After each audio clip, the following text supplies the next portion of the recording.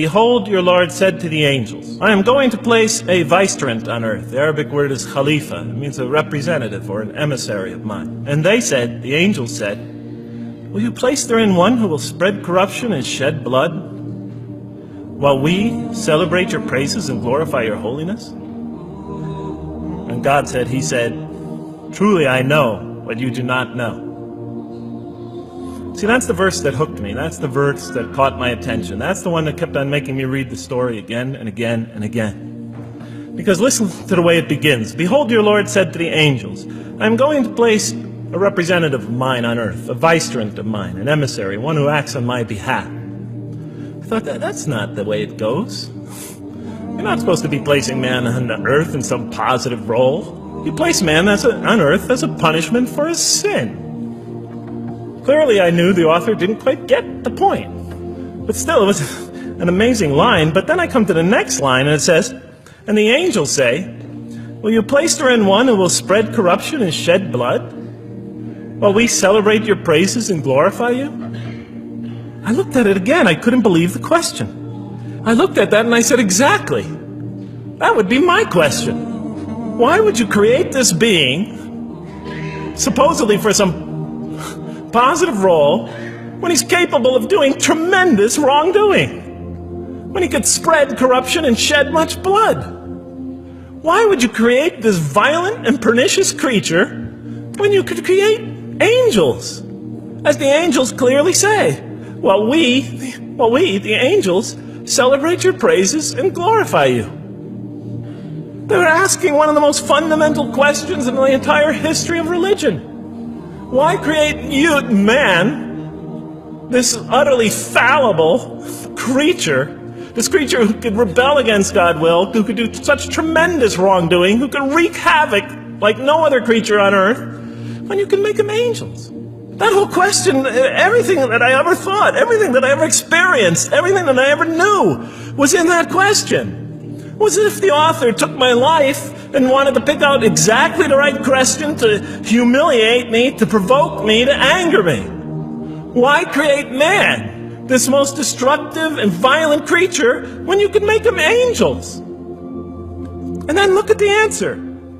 And he said, God said, "Truly I know what you do not know." You know, in modern parlance, we would say, "I know exactly what I'm doing." I read that and said, what?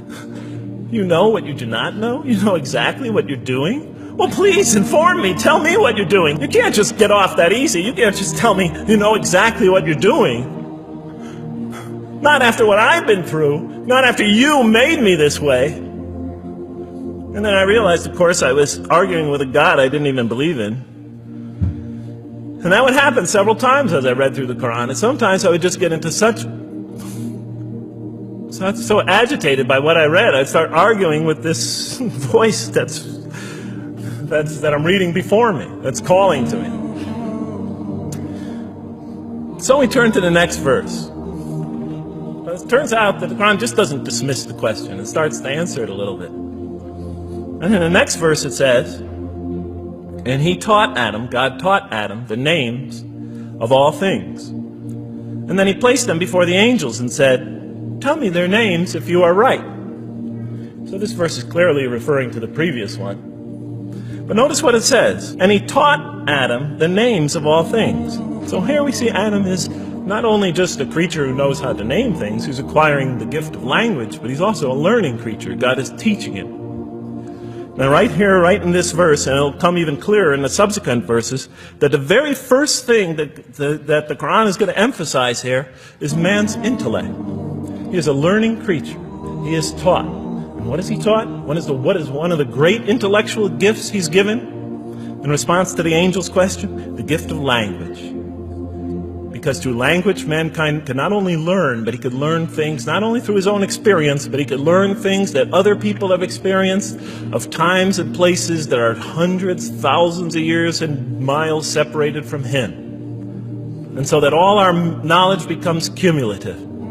Every generation learning from the generation before it. I'm learning today from authors I read from other sides of the world that may have existed 2,000 years ago. And so we all contribute to our collective learning and knowledge. And so what I'll see later in the Quran, And the Quran will emphasize this again and again and again. Like in one verse it says, read in the name of your Lord who created a man out of a tiny creature that clings. Read, it commands the reader. For your Lord is most bountiful. Why is he most bountiful? What great gift did he give you? For he taught man the use of the pen, and through it taught him what he otherwise could not know. And he taught Adam the names of all things. And then he placed them before the angels and said, tell me their names if you are right. Okay, you have this objection you have this natural question about this creation of mankind. Here, this mankind is this human being, this human creature is a learning creature. He has many intellectual gifts. Here, I'm going to place these things before you. Tell me their names if you are right about man. And what did the angel say? Glory to you. We have no knowledge except what you have taught us. In truth, it is you who are knowing, the wise. They say this task, this intellectual test that's put before them is beyond their grasp. And so in the next verse we read, and he said, oh Adam, tell them their names. And when he had told them their names, notice how it's just like it's nothing for him. For mankind, he has this phenomenal ability. And that's clearly the point of these verses. Even though I felt that the author didn't quite, it was as if I realized that he didn't misunderstand the story. He was taking one of the great stories in the history of humankind, one of the fundamental greatest stories in the history of mankind, and molding it and using it as a vehicle for an entirely original message. And God said, did I not tell you that I know what is unseen in the heavens and the earth? And I know what you reveal and what you conceal? In other words, didn't I tell you I know exactly what I'm doing? I looked at that. What question what did they reveal and what did they conceal? Why are you all looking at me like that? You're starting to scare me. You're all looking very serious. Am I losing you? Wow. Okay. So, they revealed the sinister and evil propensities of man. But what did their question conceal? And all you have to do is think about it for a minute. Human beings, yes, they could do evil. Yes, they could do wrong. Yes, they could create misery. But they could also do exactly the opposite. They could choose to do evil. They could choose to do tremendous good. They could choose to do tremendous violence. They could choose to show tremendous compassion. They could choose to live by falsehood. They could choose to live by the greatest truths.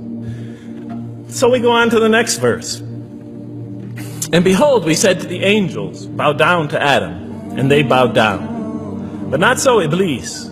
Iblis is like the father of Satan. He refused and was arrogant. He was of those who reject faith. An interesting statement. And notice why Iblis does not bow down. He refuses because he was arrogant. You know, we often hear what's the root of all evil? In the West, it's always money, greed, etc. Here the Quran says seems to be saying that the root of all evil is not always material wants. It's not always money, it's not always greed. At the heart of evil is arrogance. Putting yourself above all others. Of assigning to yourself special priority and neglecting the rights of others. O Adam, dwell you and your spouse in the garden and eat freely thereof what you wish. But come not near this tree, for you will be among the wrongdoers. Then they make the mistake. But Satan caused them to slip and expelled them from the state in which they were. And we said, go all you down, some of you being enemies of others, will be adversaries of others. Some of you will be adversaries of each other, and on earth will be your dwelling place and provision for a time. Let's go back from where we started. First, mankind is being taught. We see he's an intellectual being. Then we show he's a moral being. Moral being means he's a being that's going to have to make choices. And then God gives him this choice. It's not a huge deal. It's not the gravest sin in the history of humanity by any means. It's minor by any standards. They make it, though. We see that God originally intended to put man on earth as his vicegerent. When does God finally put him on earth? What signals that he's ready to begin? He makes his first independent choice. It's not the worst deed in the history of humanity. It's minor on anybody's scale. But it shows that mankind is ready to act on his own.